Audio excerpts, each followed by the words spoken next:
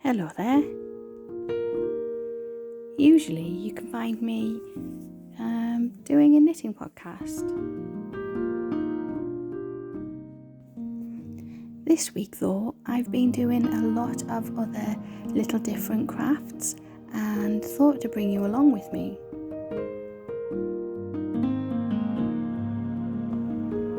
Maybe you could get to know me a little better as well.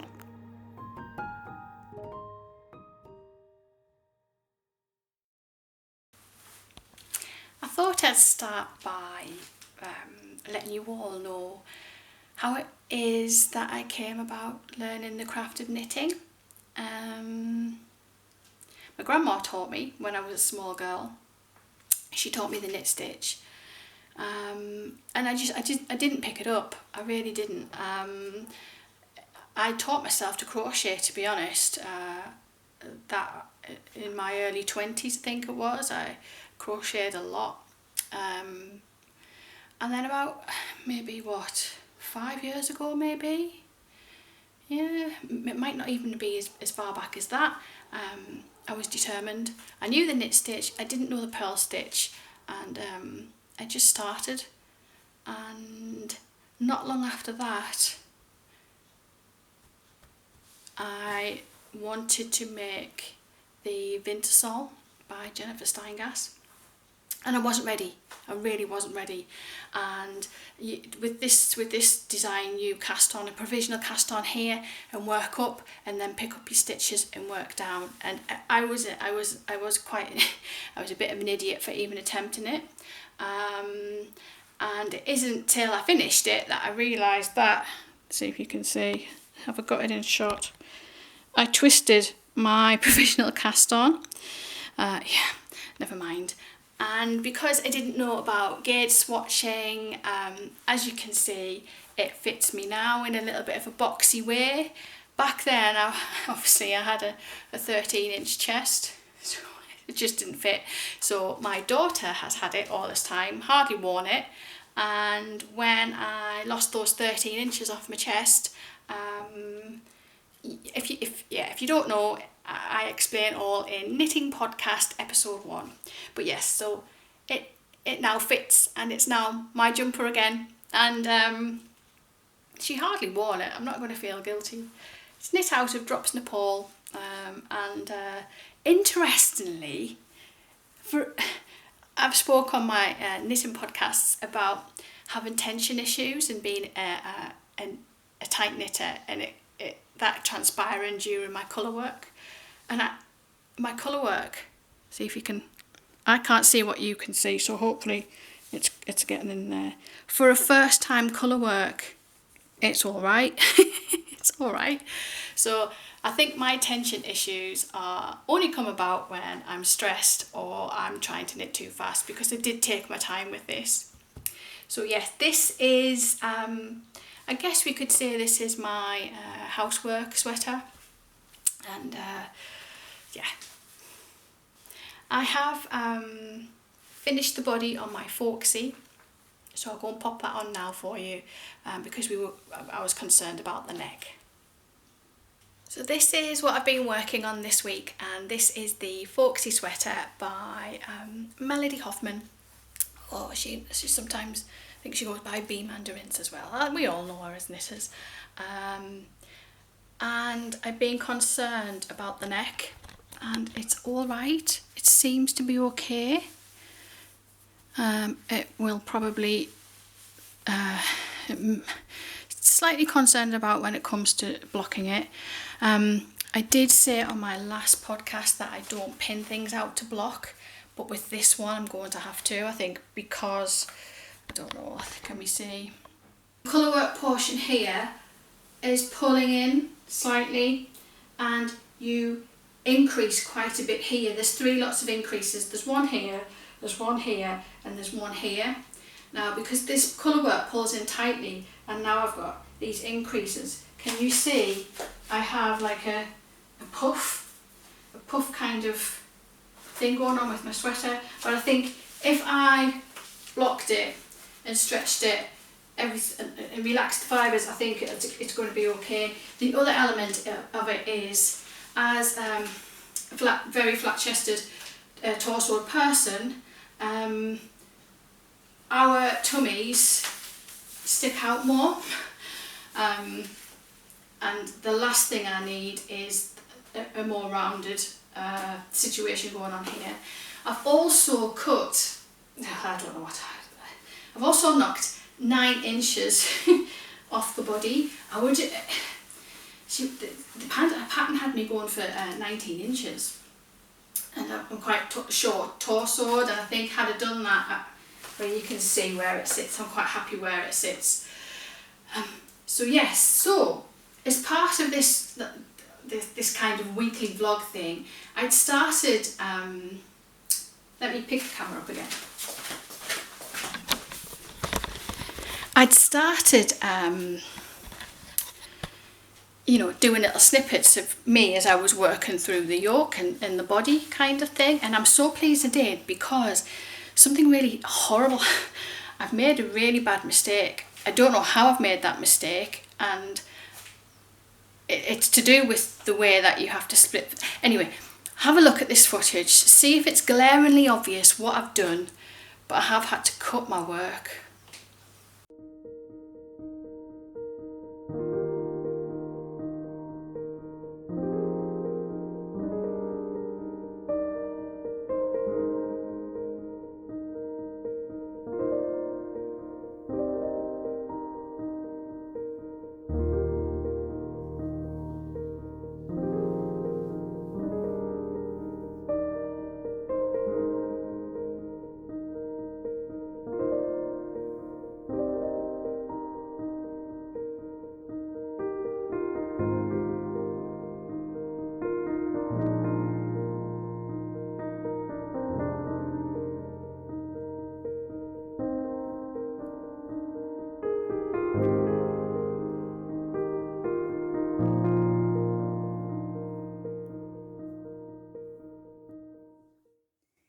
So this is the yarn I'm using, and I have, like I said last time, I've bought the yarn for the Foxy sweater in increments, only going so far as the band here. That's all the yarn I have for it, plus I have enough of the burnt ochre for the cuffs and the ribbon. My new lot of yarn have arrived for the rest of the sweater. This is how I budget with this type of thing. So we're looking for, and we're hoping for, the same dye lot. Although it's not a dye lot, is it? Because it's the Charlotte Muscat and it's undyed. So I need a 1288 and a 1393. Let's go in. Okay, let's see. 1288, 1393. I think I've dodged a bullet. Yeah, I think we're in the try another one. Ah, yeah, we're all right. We're all right. It's all the same. This is a little bit fiddly. I'm just splitting for the sleeves here, and this is the beginning of the row marker, and then this is where I've split. I've taken the first stitches that I've been asked to put onto the scrap yarn right at the beginning of the row. I've done all the way around, and now I have to put the remaining stitches on here for the other part of the sleeve, which means I'm going to have to, all I can think of as doing is placing my marker there, take the stitches off, put them on this needle, and then threading them through that side onto my sleeve. I don't really know why I couldn't just have this start here and just put them all at the same time. Anyway, that's the first time I've ever come across that kind of method of splitting for the sleeves, and I just thought I'd document that because it's peculiar and a little bit frustrating, if I'm honest. Yeah, I've had a look on the pattern pages and nobody else seems to have done what I've done. How I've done this, I don't know. I've followed the pattern exactly. I wonder if it's... Anyway, I can't ponder on here. I'm still thinking about it, but I think all I can do,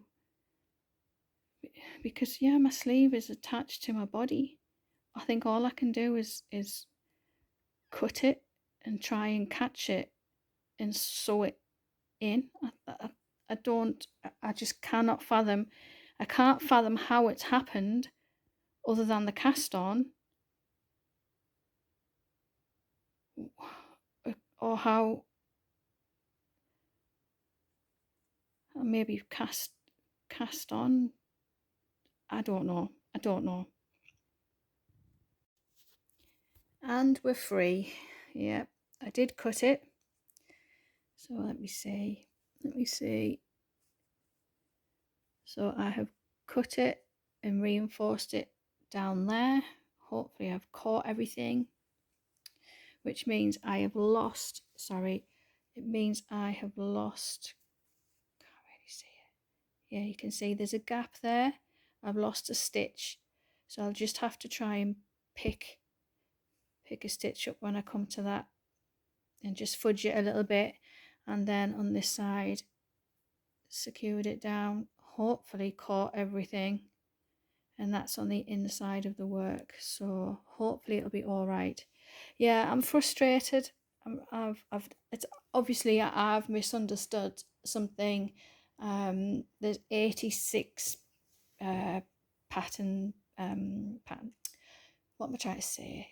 On Ravelry, there are 86 project pages, not a mention of this sort of thing.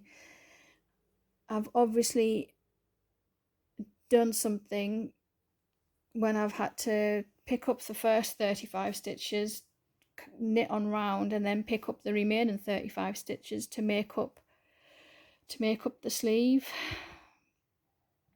It's really, what it is I don't know what I've done, so I can't, I'm not secure in this being a learning process, because if I don't know what I've done, I can't make sure that I don't do it again. Yeah. Anyway, time to move on. It's solved. I'm just on with doing the ribbon of my sweater, and I thought I'd pop on just to show you the 1x1 rib. Now it might just be me, but usually when I do a 1x1 rib, it's a little bit wonky. This is really, really lovely. Really lovely, straight even stitches, and I think it's because, sorry, there's my finger in the shot. I think it's because this is such a sturdy yarn. This fabric is a very sturdy fabric. Who knows what happens when it'll block. I haven't knit with the Jamiesons of Shetland DK before. Spindrift, yeah, not the DK. So it's proven to be a lovely, lovely fabric for me. What do you think I've done? It's something to do with casting on those underarm stitches in the middle of putting the sleeve stitches on the waist yarn halfway through the work, halfway through the sleeve. I don't know, but I seem to be the only person that's done it, so it's me that's mucked it up. Maybe I've put the, can I cast on the stitches on the wrong needle? I don't know. If you know, please let me know. Alright, I'm on with some furniture renovation for the rest of the day now. So this is my work setup. It's not in its rightful place because we're moving, and behind me in my living room I have an oven and multiple boxes. So this is what the computer sits on, and when we go to the new house it will have a new purpose, and it will be a console table in the hallway. It's going to get a makeover. I'm going to hit it with the chalk paint, fingers crossed I don't ruin it completely. But first of all, what I need to do is these pocket holes. They need, yeah, I'm going to fill those in. My husband meant to, my husband built this for me.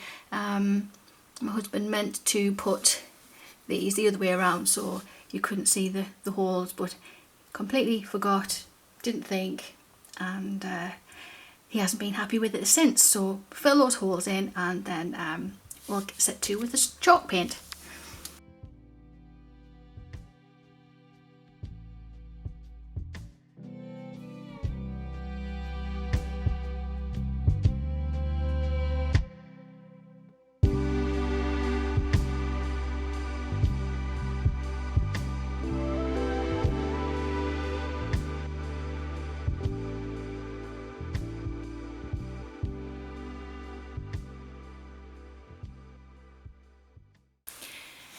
Well, that's gone everywhere. I'm not a seasoned DIYer, and I'm a very, very messy painter. So yeah, so I'll let that dry, and it's a lovely day. So I think once it's dried, I'll take it out into the garden and I'll sand it back. I'll probably need to fill it again and sand it back again. Those pocket holes go quite deep into the wood. It is another day, and I would like to tell you that it was me that had the electric sander on the lumpy bumpy bits that I did yesterday, but it wasn't. Oh, my husband's helped me out. I'm ready to paint. It had a light sand on the surface. Hopefully the French Chic Polar Bear and the French Chic Easy Crackle will tick.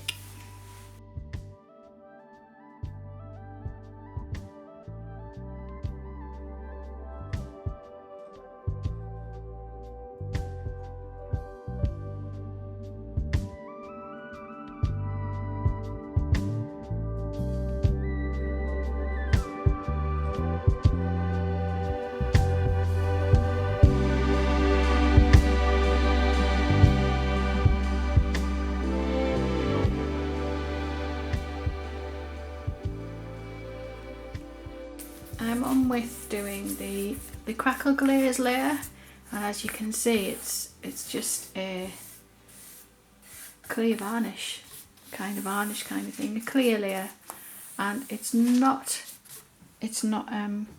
clear.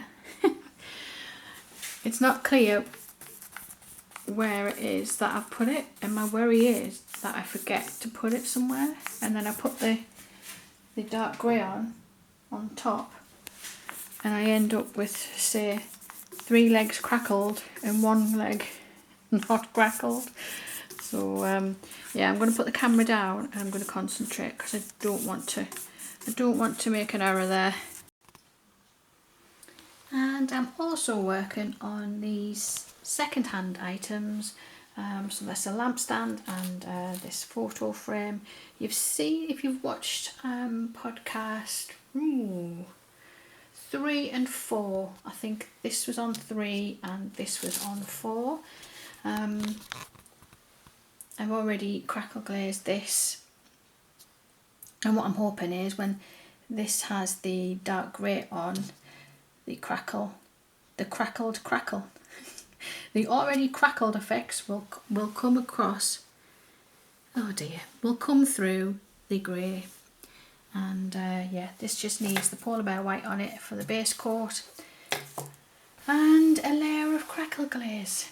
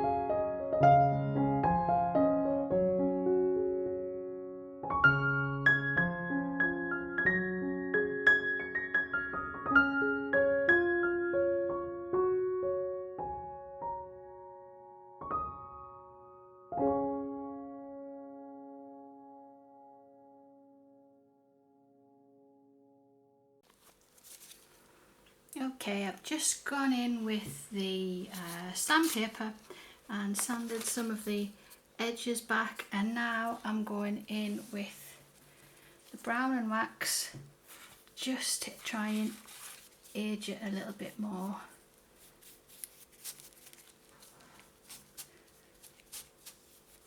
What I'll do is I'll buff that in and buff that off as well.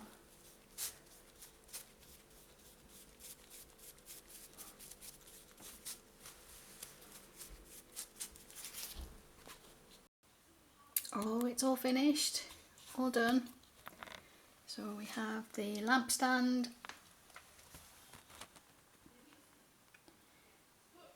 and the surface of the table. I sanded it back so you could see a combination of the old wood and the polar white that I put on, and you can see the crackle there. Some of it's taken the brown and wax, some of it hasn't. Let's see, you could probably see it better over this bit. Yeah, you can see the cream coming through the crackle glaze there. I didn't crackle glaze my photo frame, I just put the brown and wax on.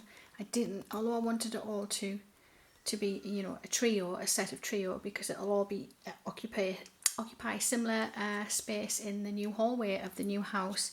I didn't really want it to all match. So yeah, I'm not going to get the glare, so that's. I'm just waiting for some beeswax to melt.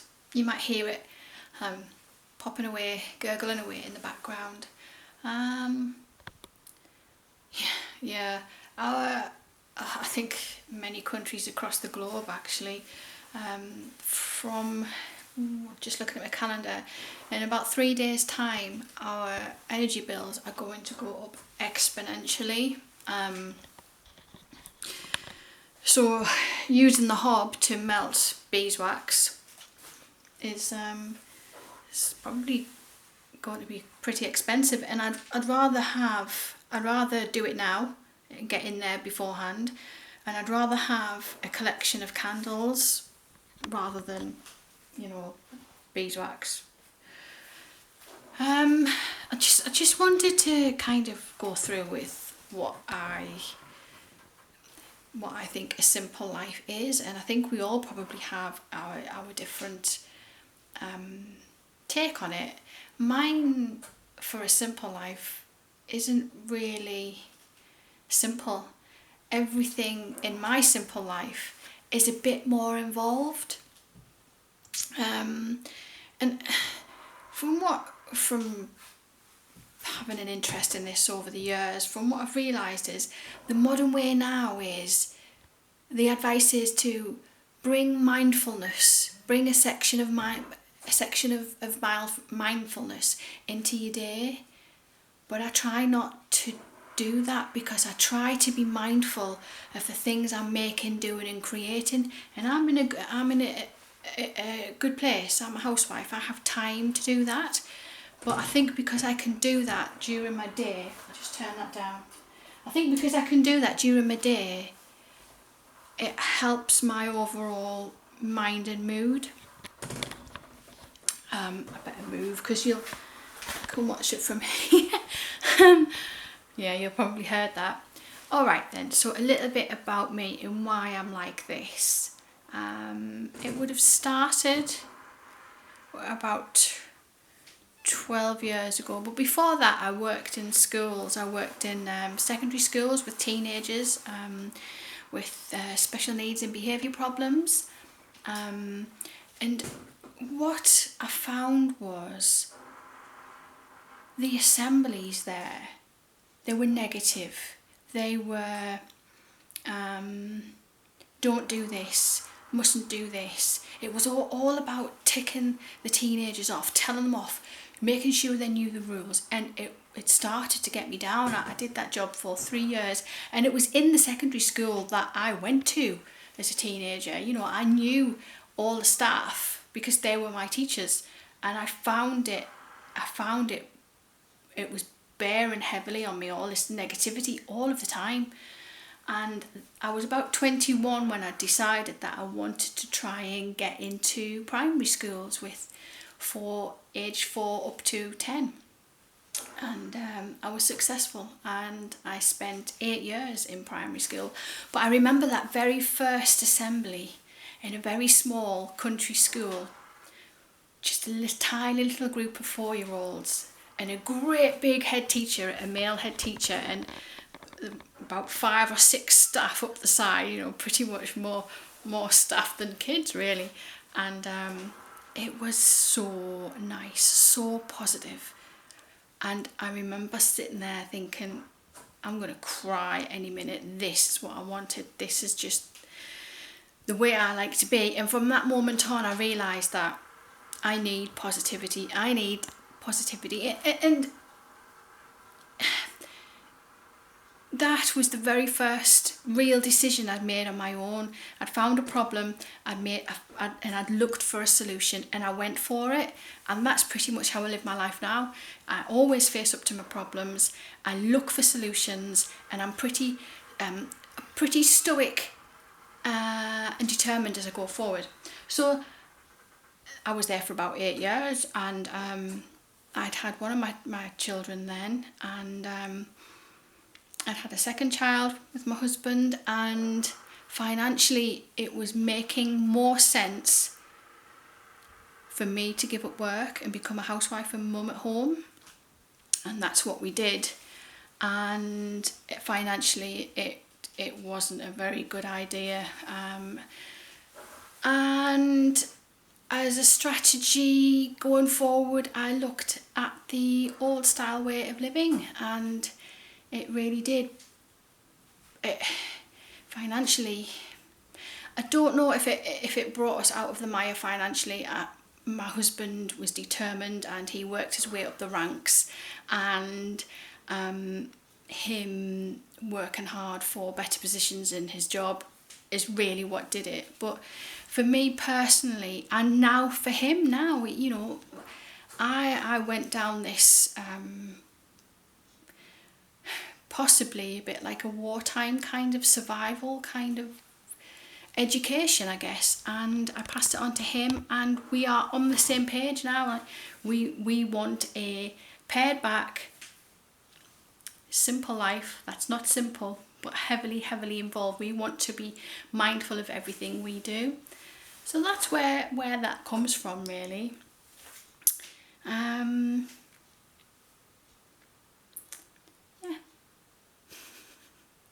So I'm on with these candles. I will set up a time lapse for you, I think, and see if I can show you how I just very simply dip dye. You're used to this though. I'm not going to edit this bit out. How I very simply dip my candles to produce these funny, wonky looking, but very effective, very healthy for my lungs and my breathing, beeswax candles.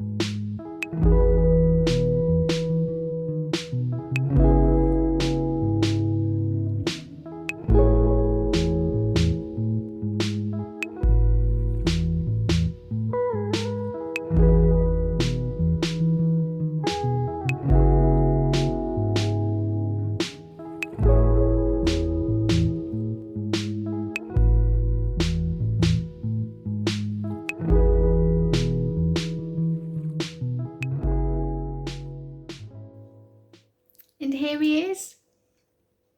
I think There was 40 seconds worth of footage there, but that actually took near 50 minutes to do. 50 minutes of a lot. Well, I didn't have the hob on all the time, but there was a lot of electricity used to make one candle there. This is candle making in its most raw form, and the world we live in means that it's probably the most expensive way of getting one little piece of light. I don't know where we're going to go with the world. And here it is, housing my computer once again, stuck in the corner of my living room. It kind of looks now like it has a story to tell, and I would like to say like made something from nothing, but that's not fair because my husband built this for me. It's a very sturdy piece. It's not nothing, but when I put the varnish on it, I learned something. I realised that pine doesn't with a clear varnish doesn't really appeal to me colour wise, so I've never been happy with it. I'm very happy with it now though, very happy.